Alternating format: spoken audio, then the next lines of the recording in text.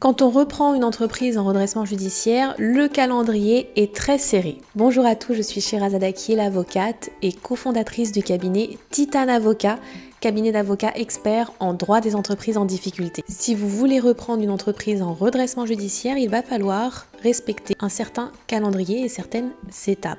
Alors comment ça se passe en pratique ? Eh bien tout d'abord, vous allez avoir un appel d'offres, c'est-à-dire que l'administrateur judiciaire donc va lancer un appel d'offres pour trouver des candidats repreneurs. Ensuite, les candidats repreneurs vont demander un accès à ce qu'on appelle la data room, c'est l'ensemble de la documentation relative à l'entreprise concernée, et ils vont signer un accord de confidentialité. Ensuite, il va y avoir la phase d'audit et de rédaction de l'offre de reprise. Vous allez devoir déposer votre offre de reprise dans le délai imparti.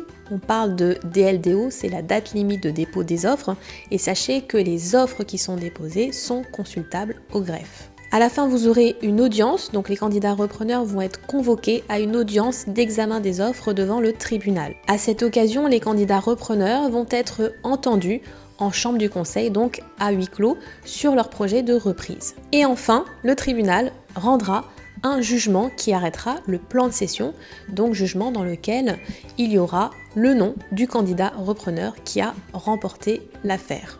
En pratique, le repreneur pourra entrer en jouissance dès le lendemain du jugement. En revanche, le transfert de propriété sera matérialisé par la signature des actes de cession qui intervient généralement dans les 2-3 mois après le jugement de plan de cession. Si vous souhaitez reprendre une entreprise en difficulté, n'hésitez pas à nous contacter. Le cabinet Titane Avocat vous accompagne dans votre projet de reprise.